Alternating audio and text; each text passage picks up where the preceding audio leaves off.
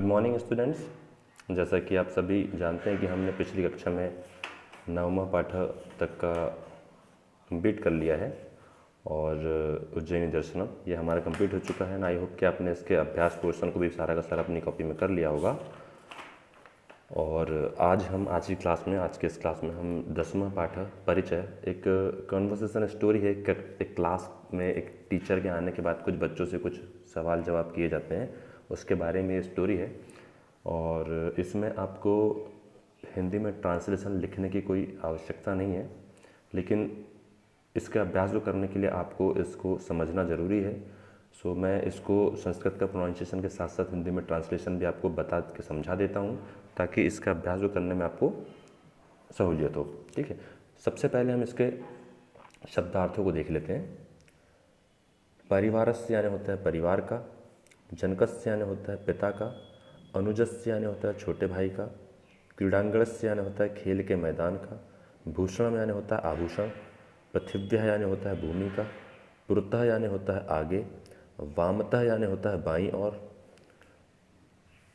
जनन्यः यानी होता है माता का, अग्रजस्य यानी होता है बड़े भाई का, मातुलस्य यानी होता है मामा का, ताराणाम यानी होता है तारों का, नारीणाम यानी होता है नारियों का, सर्वस्य यानी होता है सभी का, पृष्ठतः यानी होता है पीछे, और दक्षिणतः यानी होता है दाईं ओर, वामतः यानी बाईं ओर, और दक्षिणतः यानी दाईं ओर। क्लियर?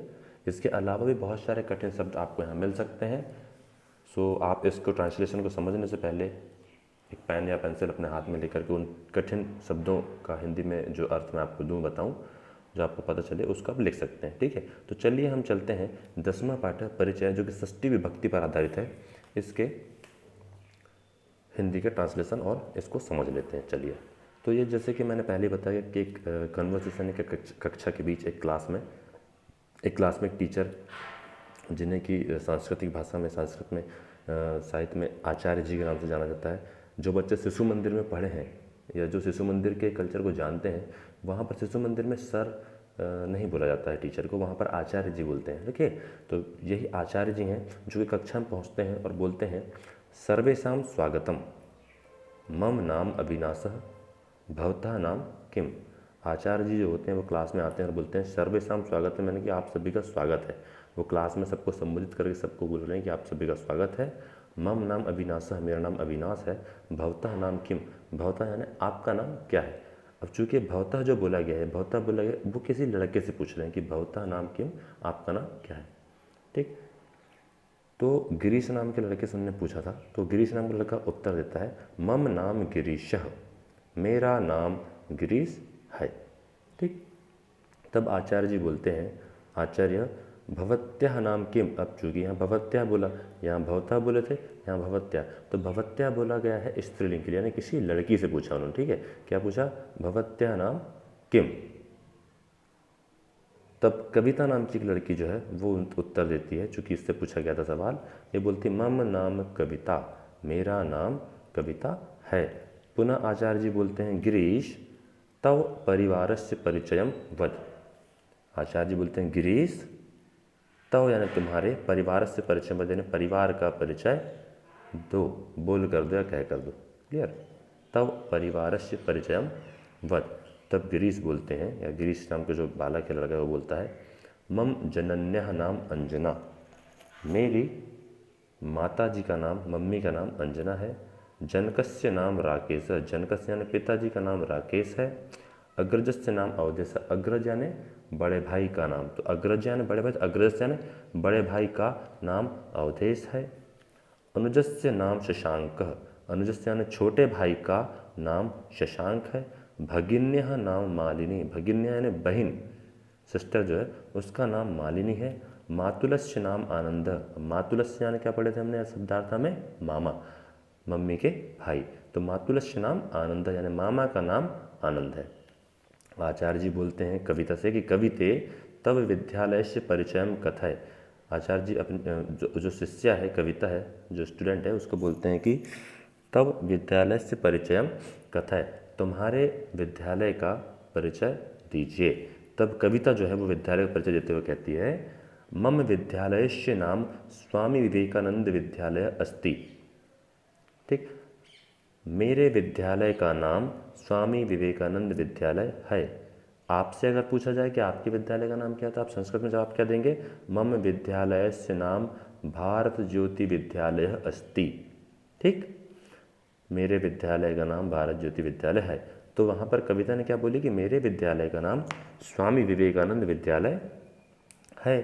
अयम नगरस्य मध्ये स्थित अस्ति। अयम यानी यह, नगरस्य नगर के, मध्य यानी मध्य में, स्थित अस्ति स्थित है।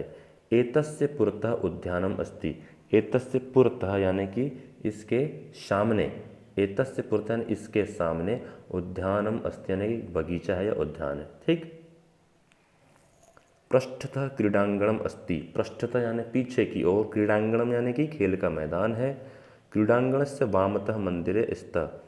हमने वामतः यानी क्या पढ़ा था? बाईं ओर, बायां मतलब लेफ्ट साइड।